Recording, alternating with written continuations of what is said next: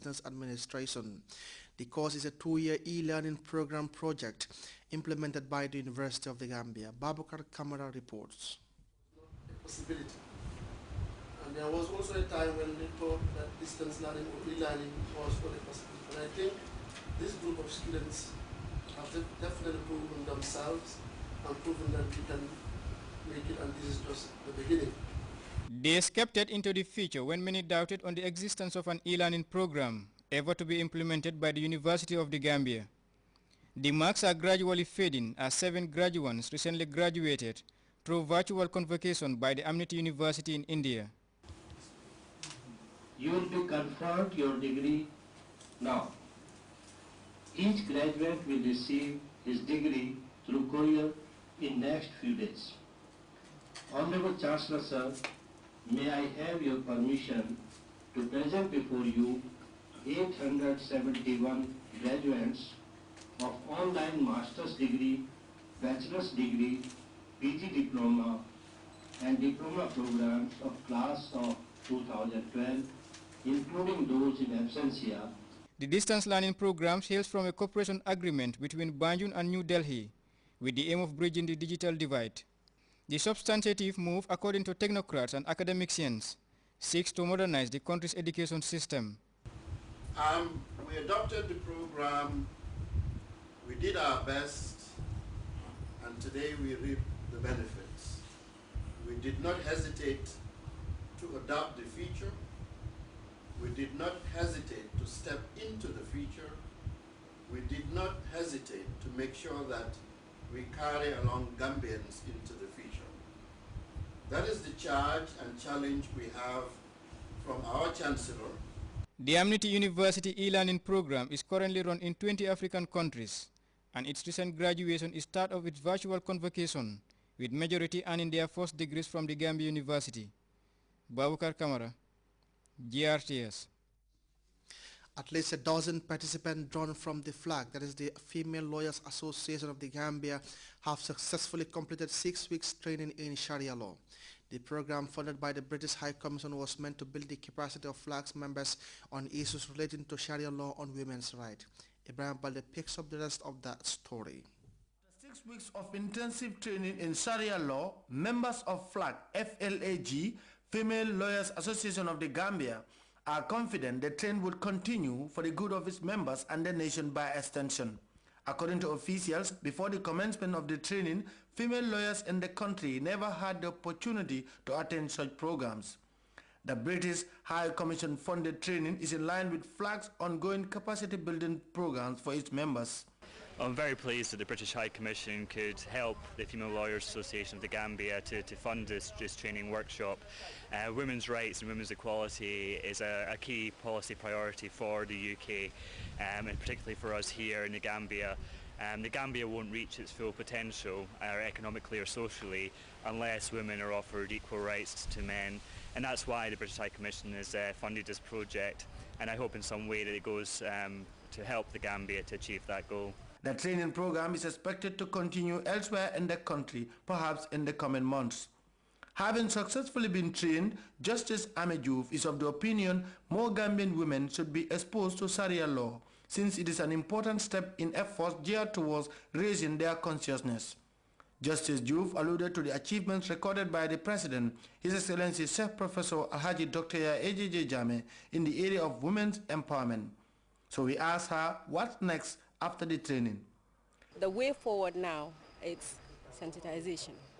More women should be sensitized to know that they have rights, the rights are there. We don't have to go outside to look for the rights. The rights are already there. Nene Cham is the president of FLAG. Her association is trying, among other things, to change mindsets. The training in Sharia was just part of the lineup of programs endorsed by almost everyone. For me, my colleagues, it clarified a lot of misconceptions many of us had about our personal law. Personally, it made a clear distinction between what was Sharia and what was tradition or cultural practices, as we know it in the Gambia. Experts like Dr. Omar Jah of the University of the Gambia hope that a rigorous media campaign would go a long way towards raising the consciousness of women about issues relating to Sharia law and how to tap some important lessons from the course. Islam and Islamic law has always been there for women. All the rights, responsibilities, and the welfare of women is embedded in that law. The problem has been that it has been overshadowed by cultural and traditional understanding. This is probably the last in the lineup of programs set aside by a flag this year. Members hope that by next year, the association will come up with more capacity building programs, not only in Sharia law, but issues militating against the development of flag. Ibrahim Balde, Grts News. The health condition of the aging former South African President Nelson Mandela, who has been receiving treatment in his native country, is improving. Egypt warms up for the second round of the voting for the controversial draft constitution that could decide the political future of the country. And we report on Mali's new cabinet and its stance on military intervention to flush out the rebellion in the north. We'll bring you back with these stories right after the break. At Zenith Bank, every day is a celebration. We celebrate you, our customers, for taking every stride with us all through the year. Zenith Bank, the biggest bank in West Africa, your ideal banking partner, offering the most innovative and technologically driven products and catering for all your financial needs. With a wide range of banking products including our reliable money transfer platforms, RIA, Western Union and Money Express that ensures your money is securely sent and received. Our e-products guarantee you a world-class banking experience with products like XPath, real-time access, WebPay, and our reliable alerts and internet banking. We pride ourselves in people, technology and service. We are here to serve you and share in your success story. Merry Christmas and a Happy New Year from Zenith Bank, a truly Gambian partner.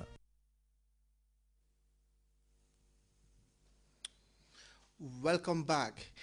Egyptian media report most people have voted in favor of the new draft constitution, 56% to 43%. But this is only the first weekend of voting on the constitutional referendum. The rest of the country will vote next weekend. Election monitors report some claims of voter intimidation and early polls closing. We learn more from the Ironley report in Cairo. A few hours in line gives Mohammed Dahabi time to finish reading Egypt's draft constitution. Also time for a debate. It reads the government will provide high-quality medical care, says Dahabi. But how much will that cost, replies this voter. Dahabi is voting yes, but couldn't persuade the other man. With millions of Egyptians heading to the polls, the future of the country boils down to a simple yes or no vote. Yes is seen as a vote for either stability or Islamic law.